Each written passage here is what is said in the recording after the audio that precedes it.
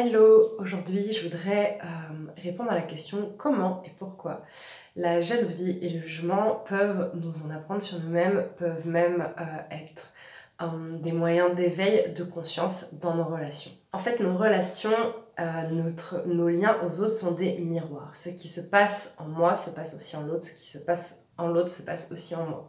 Nous avons, chaque être humain est un être multifacette. Et à chaque fois que nous rencontrons quelqu'un, il y a des facettes qui s'activent selon les facettes que la personne possède aussi. Il y a vraiment, c'est comme un effet miroir, mais c'est comme deux boules disco qui se font un effet miroir. Et quand on se sent activé, comme on se sent trigger, comme on dit, par une personne, que ce soit par les jugements qu'on peut émettre ou par la jalousie qu'on peut ressentir, en vrai c'est hyper intéressant. Alors l'idée c'est de pas aller analyser et conscientiser et comprendre tout ça à chaque fois dans toutes nos relations au moment même où on est en lien. L'idée c'est peut-être de prendre des fois du recul sur certaines choses, pas forcément au moment où ça se passe. Après on peut aussi, il n'y a pas de chacun vit sa vie comme il l'entend. Mais du coup par exemple on va commencer avec la jalousie. Quand on jalouse quelqu'un par rapport à quelque chose, ça va venir éclairer en moi un besoin non comblé, un besoin non assouvi et peut-être même des fois un besoin même pas conscientisé. Parce que si on jalouse quelqu'un, c'est que on désire avoir ce qu'elle a. Et des fois la jalousie peut être très très forte. Donc au lieu de rester soit dans le jugement de soi-même, de se dire « Oh, je ressens de la jalousie, c'est nul », ou alors soit de rester dans le jugement de l'autre, ouais, il ou elle a ça, c'est pas juste, de rester un peu en mode victime. Après, c'est ok aussi d'être en mode victime, c'est une autre facette de nous. Mais juste là, dans ces moments-là, on peut se dire, ok, c'est quoi le besoin non comblé, non assouvi, ou peut-être même inconscient qu'il y a derrière, en fait, cette jalousie. C'est quoi que je désire avoir moi aussi? Et peut-être que des fois, en se posant la question, on se rend compte que au final, c'est pas vraiment ce qu'on désire, que c'est peut-être plus profond ou que c'est peut-être différent, là, ce que nous, on souhaiterait avoir.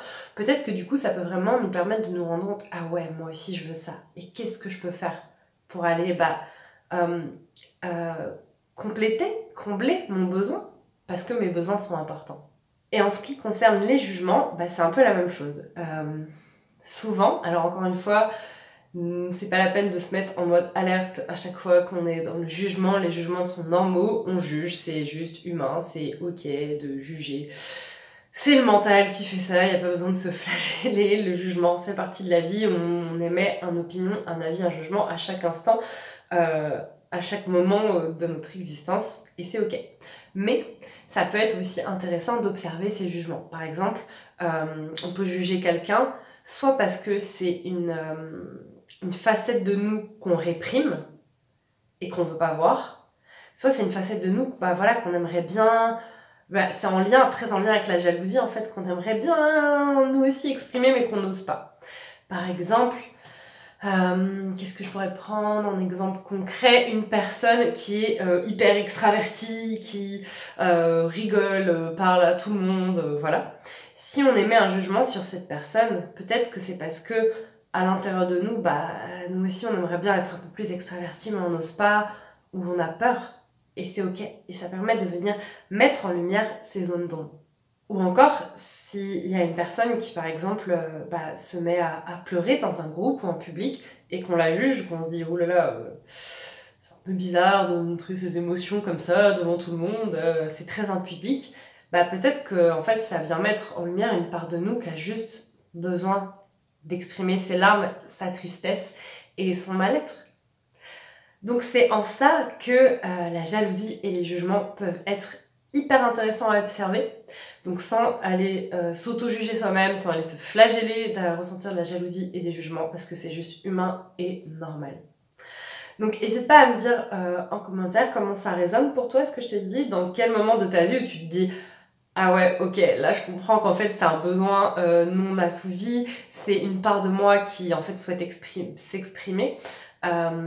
Dis-moi en commentaire comment ça résonne en toi, comment tu le comprends et comment tu pourrais le mettre en place dans ta vie pour vivre une vie plus épanouie, plus remplie pour toi et du coup une une communication et des relations bien meilleures pour toi et les autres. Si tu souhaites retrouver toutes mes offres, mes services, mes infos, ce que je propose, tu peux regarder dans la barre d'infos en bas. Je mettrai un lien vers tout cela. Merci de m'avoir écouté et à bientôt.